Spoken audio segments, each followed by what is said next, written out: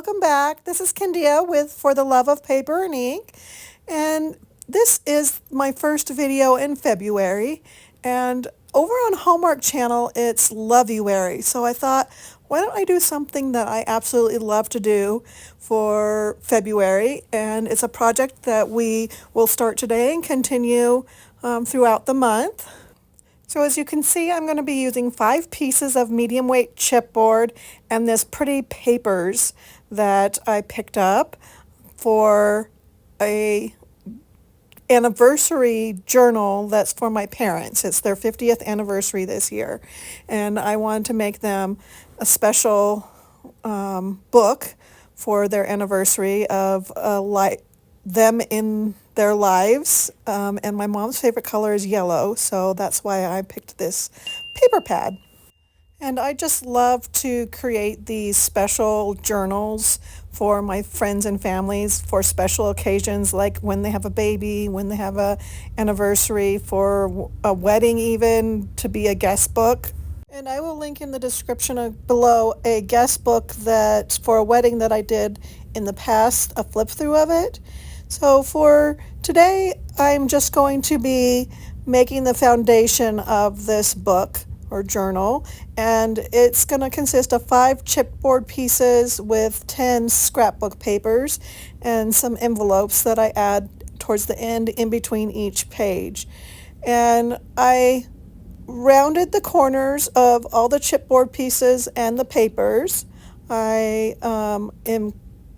inked up all the edges of the chipboard before gluing on any papers, so that when the papers are glued on, you have that nice look of the inked edge on the chipboard. Then I glued on the front and back cover first, and after that I am now gluing on all the subsequent pages one at a time, so I can figure out what pages I like together, how it will flow throughout the journal.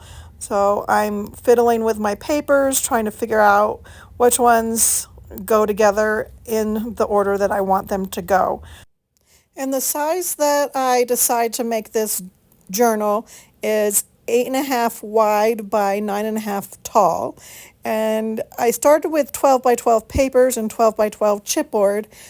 So really this journal can be made any size within that 12 by 12 inches that you want to make it. But I kind of like this 8.5 by 9.5 size. I've done it 10 by 10 before as well, so that it's square, and that's a fun size to do also. So any size really works with it. It's a fun journal that's simple but beautiful, and can grow with somebody and add lots of stuff into it. So with this journal, I use binder rings for the binding of it so that it can get bigger the more stuff somebody adds to it.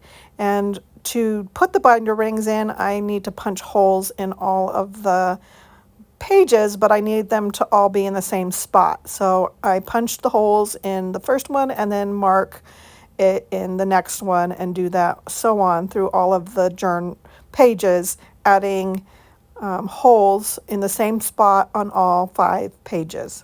After I get the holes punched in the 5 pages, I'm going to add in some envelopes, because I like to have lots of places in this journal for people to tuck pictures and ephemera from their life or their child's life, or from people to make notes at in a wedding, if it's a book for guests to sign. And so I like to add lots of tags and lots for writing, and lots of envelopes for stuffing things in. So I just am adding an envelope in between each of the pages. I have these 2 manila envelopes that are like a policy envelope that I add into every other spot. And then I have a white business envelope and a white bag that I thought would be cute to add in between the other 2 pages. So that is what I add together and how I set up the base of this journal. I'm just going through right now and punching holes in all the envelopes so that they'll match the holes where I punched for the pages. I do that for all 4 envelopes, and then I'm going to put them together with the binder rings, and it is a real simple way. Binder rings are a real simple way to create a fun and yet easy journal without sewing anything together.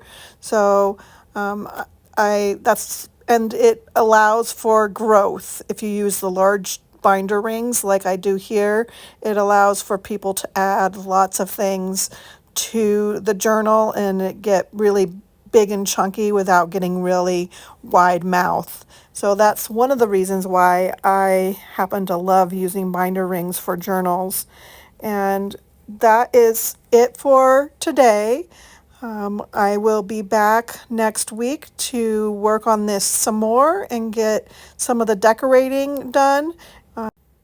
It might take a few videos to get the decorating of it done because I like to decorate these journals up quite a bit so that they are wide already before anybody adds anything to them. So they get really chunky, good, and lovely. See you next week.